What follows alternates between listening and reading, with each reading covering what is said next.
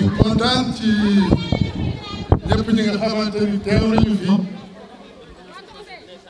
et ku ci nekk am looy représenté ci man looy représenté ci dëkk bi mais surtout looy représenté ci terrain bi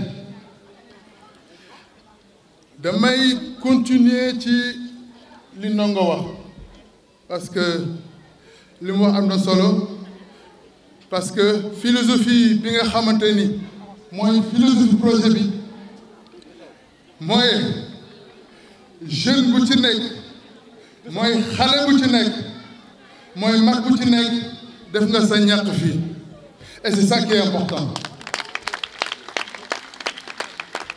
et dès le départ du projet benn phrase dem na ba ñëpp ñi nga xamante ni ñu ngi nekkoon autour du projet moo di ne quand les araignées mettent ensemble leurs toiles ils peuvent porter un éléphant.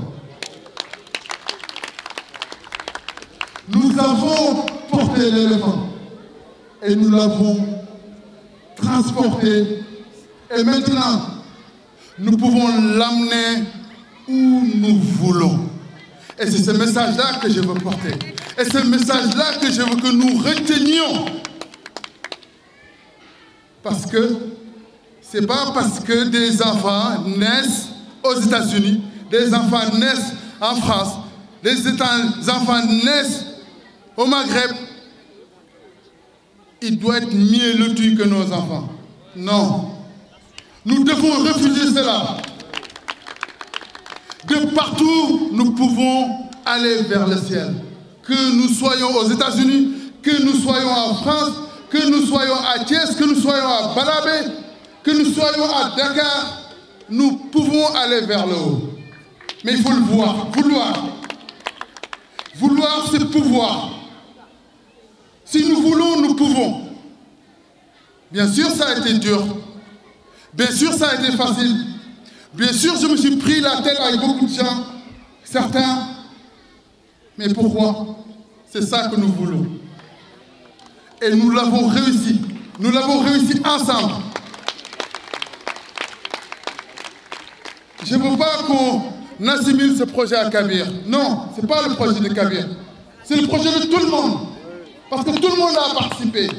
Même ceux qui n'ont pas participé, et peut-être que ces gens-là, le temps que j'ai fait pour le faire, peut-être que ils ne peuvent pas le faire tout de suite. Ne disons jamais que Kabir, non. Les autres, ils vont venir.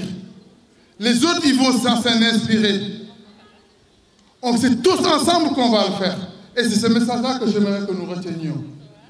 En tout cas, pour finir, permettez-moi de remercier les enfants et de remercier aussi cette jeunesse thiessoise, de remercier toutes et tous qui ont participé à ce projet, à M. le maire, ici présent, qui a fait le gros œuvre, les jeunes de Thiès en Mars, qui font un travail extraordinaire pour notre ville, qui sont des exemples que tout jeune peut suivre et s'inspirer en exemple. Ce n'est pas que la politique qui doit faire les choses. Il y a la politique et le politique. Des fois, on a l'impression que ça se joue. Non.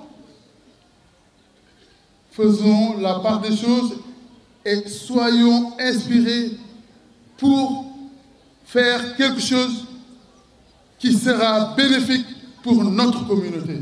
C'est ça le message que j'aimerais partager avec vous. Et pour terminer, vous m'excuserez si j'oublie certaines d'entre vous. J'aimerais parler de deux personnes. La première, c'est Amadou Galafal, ici, présent parmi nous. Et cet homme, je me rappelle, quand j'avais 14 ans, il venait nous voir ici. Iba Mar nous regroupait tout le monde ici, dans ce terrain. Et il venait, il nous donnait des messages. Et ces messages-là sont restés gravés. Parce qu'à chaque fois qu'il venait, qu'il nous parlait et qu'il repartait, Iba Mar reprenait ces messages-là, nous le transcrire. Ces messages-là. Et ces messages-là, je pense qu'il m'a permis d'évoluer, de grandir et de me dire le suivant, l'exemple qu'il est en train de faire, aussi bien pour le Sénégal et pour l'Afrique, que nous tous et toutes, nous devons faire pour notre communauté. Et pour finir, il y a quelqu'un, un homme, je ne me permets pas de finir sans lui dire de venir à côté de moi. D'où ça, viens à côté de moi.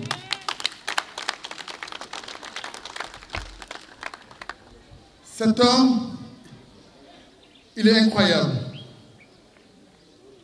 J'ai passé 6 mois ici pour le démarrage du projet, sans salaire, parce qu'il fallait faire des sacrifices. Il fallait faire et démarrer ce projet. J'ai une sorte de démission à Rennes pour venir passer 6 mois ici pour que le projet puisse s'enraciner pour pouvoir démarrer. Et après, à un moment, j'ai une famille, j'ai des responsabilités. Je suis retourné à Rennes. Et quand je suis retourné à Rennes, pendant 2 mois, les dernières pierres qui étaient dans ce projet étaient restées là où ils étaient. Mais cet homme,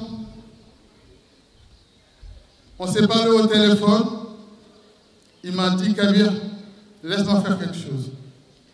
Et je pense, et quand je le dis parce que je le crois, je ne dirai jamais quelque chose que je ne crois pas. J'ai démarré ce projet, mais c'est Doudou Sow qui a fini ce projet. Merci beaucoup. Je suis El Kabir Pen, ancien international sénégalais de basket. J'ai fait 4 championnats d'Afrique et 4 championnats du monde au niveau de l'équipe nationale du Sénégal. Je suis le président de l'association Yati Brez et aussi je suis chargé du développement de l'engagement au club de basket de Rennes actuellement. Ce que je veux dire, c'est que sant Yàlla parce que mbir mi moom xam nga looy liggéey rek après bu ci ñëpp jàppee rek dafay ñoŋ te dafay gaaw te loolu moom mooy projet bi noonu la demee. ndax projet la boo xam ni moom noonu ko tuddee mais projet communautaire te la nga xamante ni moom mooy slogan bi nga xam ne moom la ñuy defee projet bi mooy jargoñ yi moom bu ñu boolee seeni toile dinañu dem ba mën a tong-tong ñay waaw loolu daal lañ ko waxoon quand les araignées mettent ensemble leur toile il peut porter un éléphant loolu daal pour wane ni rek maanaam ni booloo mooy doole. te terrain bi li ma ci gën a neex au-delà de réalisation bi mooy ku ci nekk rek moom participer nga ci projet bi maanaam xale bi nga xamante ni jël na kiyam def ci biir projet bi yooyu yëpp daal mu doon yoo xamante ni yu am solo la. waaw li tax loolu ba c'est normal parce que xam nga fii des fois affaire yi dafay dem dans tous les sens et que projet pour mu dox il faut que ñu asseoir ko ba mu dëgër bu dëgërul rek après boo demee rek dafay ñaxas léegi nag loolu mooy mbir mi mais 6 mois yi ma fi toog c'est que pour mettre les bases du projet que ce soit lien yi nga xamante ne moom lañu kii partenariat yi nga xam moom lañu kii mobilisation yi nga xam moom lañu def ci xale yi mais aussi réfléchir aussi par rapport ak lan moo tax projet bi war a mën a tegu. objectif bi mooy rek xam nga Sénégal xam nga Thiès fi mu nekk ni infrastructure yi dafa des waaw léegi nag li tax mu des bon ma jaar ci équipe bi. léegi su ma jaaree ci équipe bi jëm ba ñu gis conditions yi nga xamante ne moom la ñuy joué bon dafay daal di doy waar objectif bi mooy permettre xale yi ñu joué ci conditions yu baax. waaw boo xoolee ni nga xamante ne nii la demee nii ak ñi nga xamante ni la grande famille du rail se retrouve bon am nañ ci yaakaar ndax moom il faut que nit ñi booloo rek bu ñu booloowee après dafay am solo daal.